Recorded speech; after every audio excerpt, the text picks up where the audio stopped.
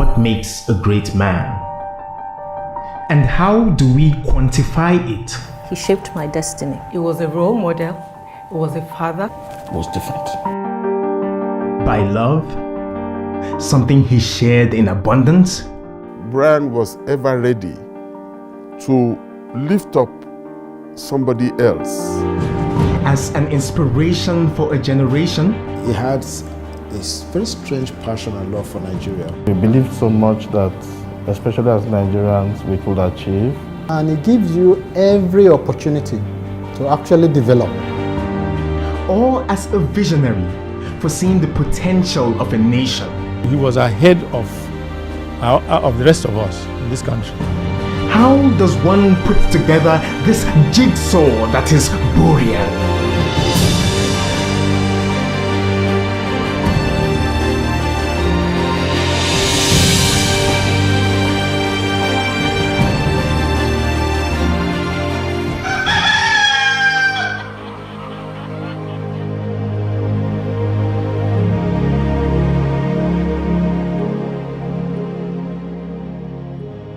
Born and raised amongst this large and proud family, it is clear that Burian was long recognized to be different and special amongst his siblings. Láti bí díẹ̀, kò ṣe pò kejì rí. Ó ní number 1 in school, títí tó fi jáde secondary school. Ọlọ́run fún ní ẹ̀bùn tìwé. Ó fún ní magnet brain nípa tìwé. If there was any moment or event that can be ascribed to being the significant moment, the time where we can say the first steps of this journey was taken, it has to be his admission into the reputable Government College, Ibadan. Government College sought to take in the best of the best. They were the best in their primary schools, and they were collected from the Federation. Disciplined, well-behaved, and a bookworm were words that easily come to mind when describing young Burian. He was a good listener. He didn't talk much. He only answered when he was called. Oníwà jẹ́jẹ́ ni. Very conservative. He did just what he wanted to do. He was a very, very, very brilliant mind. And that was why I enjoyed sitting next to him, because it was easier for me to tap on his brain and his answers. He held his own in the social and sporting texture that GCI was famous for. He played very good cricket. And he played not only for Swanston House, he played for Government College. He has his record for many years at the Government College. Wait, try. The debt tí wọ́n máa ń fún wọn ní uniform, àwọn náà wọ́n wọ sergeant ni wọ́n ń lò nígbà tó wà ní Ìbàdàn College. We all got into trouble at one time or the other and served detention, served punishment. But for some strange reasons, Buri was never caught. No matter how much he offended, we would be the ones to see him offending. But the authorities never saw him. Life spent in GCI was where the foundation was laid. And upon departure in 1962, he worked at Green Springs Hotel, Ibadan, until August 1963, when he departed for the United States to study engineering physics at Cornell University, Ithaca, New York. Níṣẹ́, ó like kó work. So ó làwọn school wo ń gbà yẹn tán ní ọmọ kan tó wà báyìí. Ẹ jẹ́ kí ká ràn lọ́wọ́ ọ̀nà fi mú jáde. Wọ́n fi jẹ́ pé Kọ́lá Chief ni wọ́n bá lọ sí Canada nígbà tí wọ́n lọ. He graduated from Cornell with a bachelor's degree in 1967. He proceeded to pursue graduate studies in electrical engineering at McGill University, Montreal, Canada. He moved to Ottawa in 1973 to start his job. he got married there to Suzanne Markham in 1979. In latter years, we heard that he was married to a white Canadian lady. It did not surprise a lot of us because I'm sure he believed genuinely that he would marry for love. And he fell in love with his wife, and there was no looking back.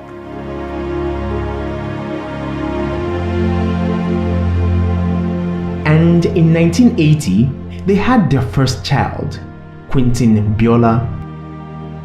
Twin girls, Julia Taiwo and Vanessa Kehinde, were to follow later in 1985.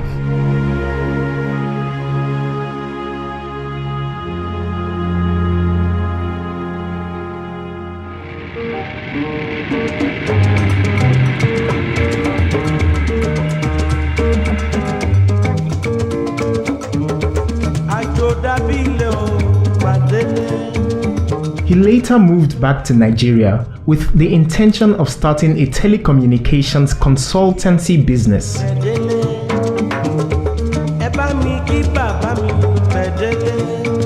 Ó dẹ̀ padà dé ní 74 yẹn, gbogbo oyè ẹ̀ tó ti gbà, ó ti gboyè gan.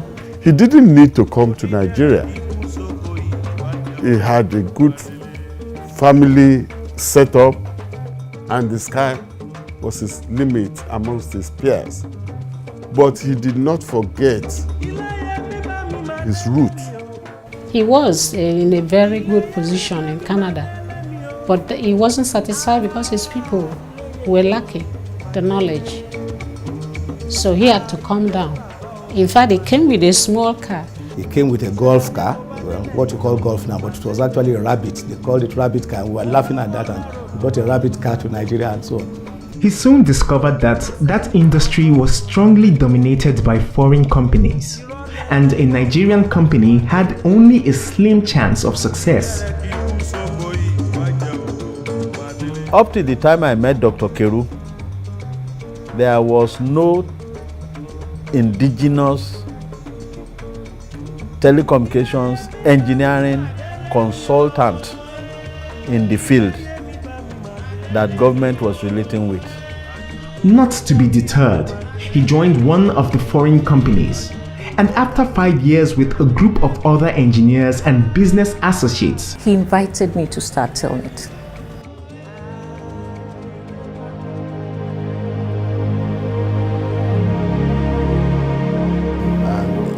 His one philosophy I know he did have was, and I think this again influenced the development of Telnet, was the fact that he believed that Nigerians were very intelligent and they can make things happen. And Telnet was supposed to be one way to prove that.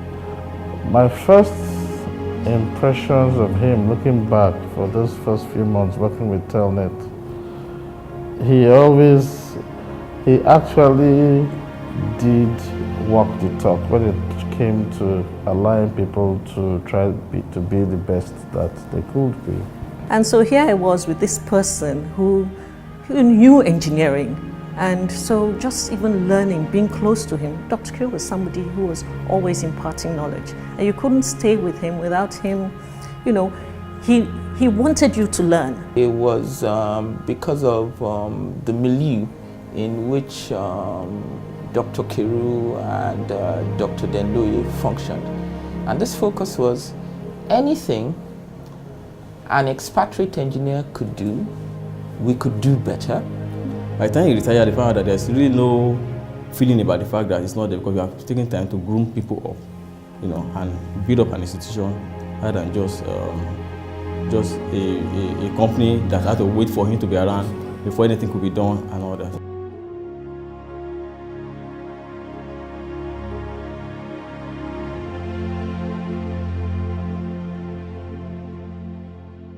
He was a man that, with Dr. Carew, nothing is impossible. He will just tell you, look, it's possible, there's nothing impossible if you want to. If you want to, you will do it. I used to season ethnic chauvinism. We're black, we could do it better than anybody else. I don't want any foreigner coming over and telling me what to do or how to do it in my own country. He wanted to make a difference in his nation. He just wanted to make a difference. That drove his decisions, every single thing he did. He had loads of ideas. I mean, I was always tongue-in-cheek. He would come up with, oh, we'll do this. We had dreamt of different companies, even said we'd go into avionics. With Telnet, there was no glass ceiling. You can rise to anything you want to get into, and that was it. So I think he believed that in that a lot. I also believe he saw the good in people. He basically ran an organization. You could tell that he trusts a lot of people. He ran an organization based on trust.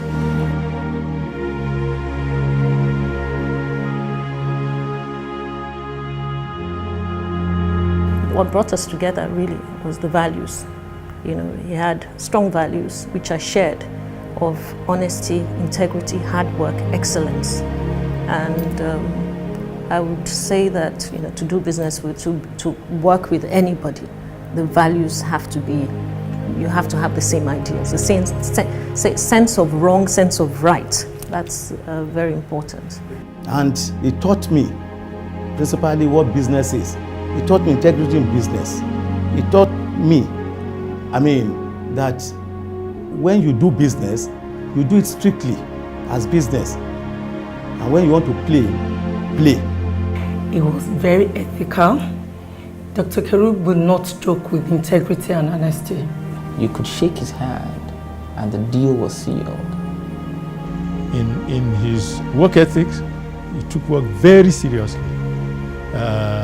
And in his drive for perfection, because he just talking to him and analyzing issues with him, he always wanted the best. And this is not simply to speak well of the dead. He was somebody who really wasn't an ordinary kind of Nigerian, whether as an engineer or as an entrepreneur. Even if we were taking a loss, he was very proud of the fact that, Wale, I told them we would do this. We are going to do this. And we took that on board. Dr. Carew was that person that he will not ask you to do what he cannot do himself. He made you believe everything is possible. When you encounter or have the experience of meeting him and you have a discussion, you always live with that long-lasting, at times everlasting impression that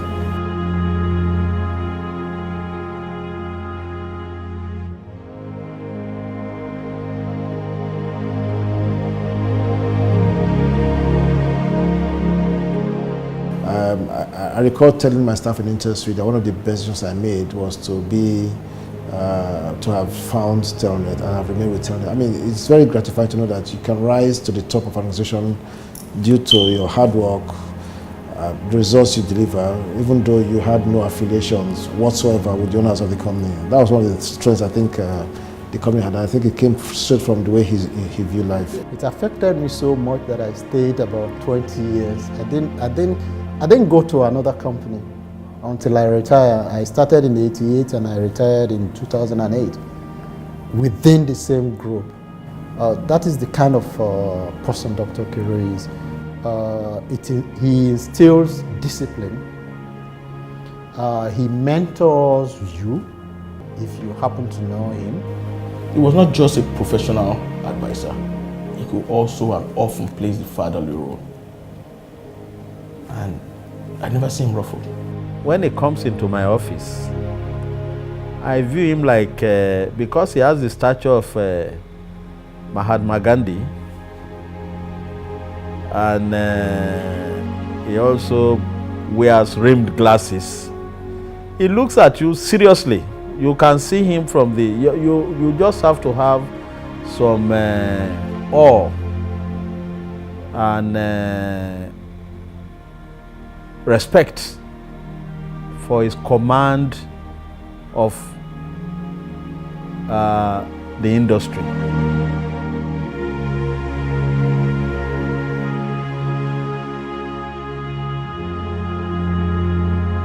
underneath all of this is a loving man who had the love of his own at heart. ṣùgbọ́n ó kàn wá jẹ́ nìkan tó jẹ́ pé ó sò láìkì ẹbí ẹ̀ púpọ̀ ó fẹ́ràn ẹbí ẹ̀ púpọ̀. He is the one in charge of our education. He is the one who used to check our results. He is the one who check our books. He is the one who we report to. So ara bó ṣe láìkì ìwé tó gbà tó dé stage kan mo sunkún lọ bá mi sì ẹ̀kọ́ mo kọ́kọ́ lọ ìkànnà ọmọ mi ló lọ bá pé ẹ̀gbọ́n ẹ ràn wá lọ́wọ́ agbára ẹ̀ pọ̀ ju mọ́mì lọ ẹ pé kí ni ìwọ ṣe kí ni ìwọ ṣe kí ni ìwọ ṣe kí ni ìwọ ṣe ó dẹ̀ dáhùn ló ní kò burú ẹ sọ fún màmá yín màmá sanwó wọn kí ìyá yín máa ṣoúnjẹ fún yín. gbogbo àwa tá a jẹ́ ọmọ bàbá ẹ̀ kò fi ojú ta ẹnì kankan mọ̀ torí kò yí ṣe ọmọ tó ní ìgbéraga ọkàn rárá ní gbogbo ọ̀rọ̀ ó kó wa mọ́ra ní pẹ̀lú yíyọ̀ ọmọ ni tó bá bẹ́lẹ̀ sọ̀rọ̀ lọ títí bẹ́lẹ̀ bá dé bọ̀dá mi yóò bẹ́lẹ̀ sọ̀rọ̀ títí òun kálukú ò ní fẹ́ kó kúrò láàrin wa mọ́. wọ́n á fún wa lówó kò sí nǹkan question tá a béèrè lọ́wọ́ wọn tán ní dáhùn wọ́n máa kó wa mọ́ra ìjọ́kíjọ́ tán bá ń ṣe nǹkan bóyá àwọn wálé látẹ̀kọ́ wọ́n ṣe nǹkan gbogbo wa lọ dúró síbi mọ́tò wọn àti mọ̀ pé a máa rówó gbà lọ́wọ́ wọn ń jọ yẹn gbogbo ohun tó kálukú wọ́n á pè wá ní kọ̀ọ̀kan pé kí ni ìwọ fẹ́ kí ni ìwọ fẹ́ kí ni ìwọ fẹ́ gbogbo ohun tá a bá ti fẹ́ wọ́n máa ṣe fún wa. kò ní jókòó ó lè lo wákàtí kan ó lè lo 2 hours ó lè má jókòó 10 minutes gbogbo ọ̀rọ̀ tó máa bá ọmọ yẹn sọ lórí ìdúró ni dẹ̀ máa káwọ́ ẹsẹ̀ yẹn báyìí máa sọ pé ìwọ ńkọ́ kí ni skul ti ẹ̀kọ́ tiẹ̀ ìwọ ńkọ́ ìwọ ńkọ́ ìwọ ńkọ́ ikọ̀ ọkàn ló máa béèrè ọ̀rọ̀ lọ́wọ́ gbogbo wọn pátápátá á dẹ̀ sọ fún ọ pé ntẹ́ ẹ gbọ́dọ̀ ṣe rèé o ntẹ́ ẹ gbọ́dọ̀ ṣe rèé o.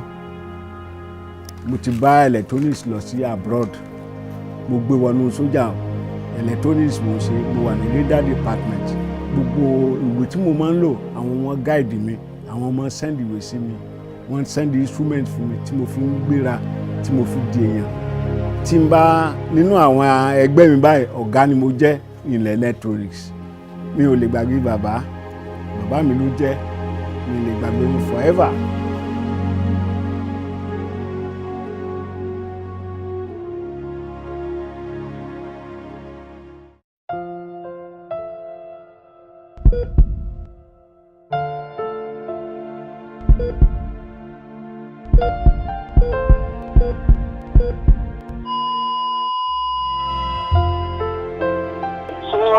ọ̀dà òbí ọlálọ́mí ọmọ abíṣu lórúkọ ọmọ ọ̀gbà kábílẹ̀ ọ̀gbà.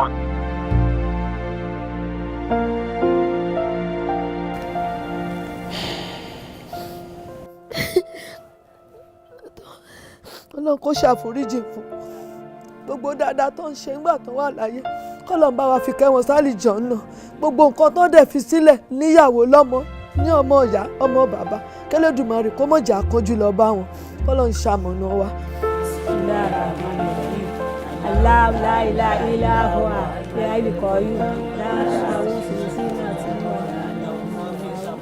I thought it was a joke.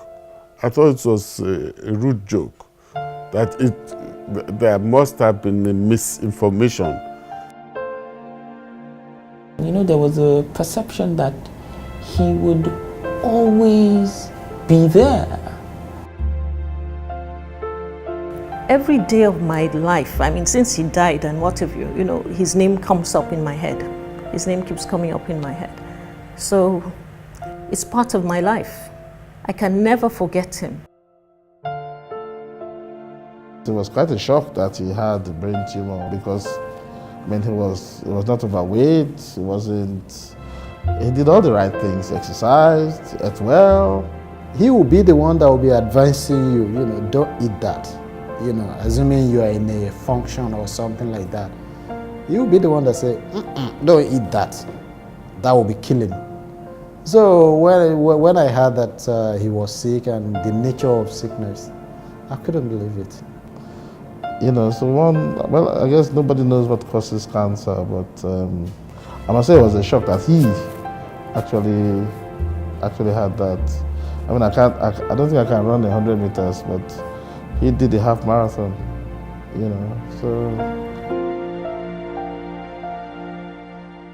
I mean, I used to tell myself, if only I could have this agility at that age. So the fact that he took ill, between you and I, all the years I've worked with him, I've never really heard once that Dr. Carew took ill. And for someone that did everything, or seems to have done everything right, but the only thing you can say, well, God or nature knows best.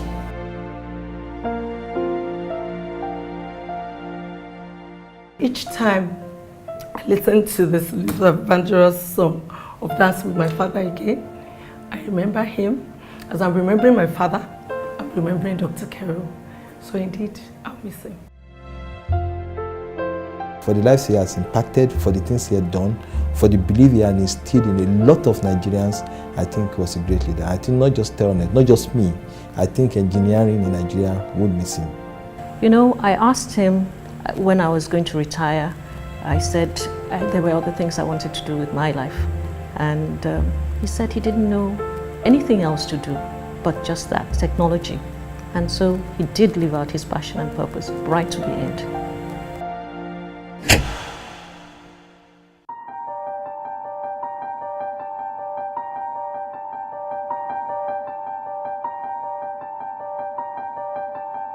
I mean, I think he can justly claim credit, you know, for being one of the founding fathers of InterSwitch. And of course, the company has continued to grow from strength to strength and is here for a long time. You know, so if nothing else at all, InterSwitch. But beyond InterSwitch, of course, is the businesses that actually, you know, birthed InterSwitch as a concept, which is Telnet, IPNX, all the iTeco, all the things they did, and so on. It's generation from generation to generation. And it's not about Telnet, it's not about IPNX, it's not about InterSwitch or even the companies. It's about the people that he's impacted. When you meet with the staff of the companies that he was responsible for initiating individually or jointly with other people, their behavior, their behavioral pattern, their attitude to work, their attitude to customer service, you will find that he has a good legacy.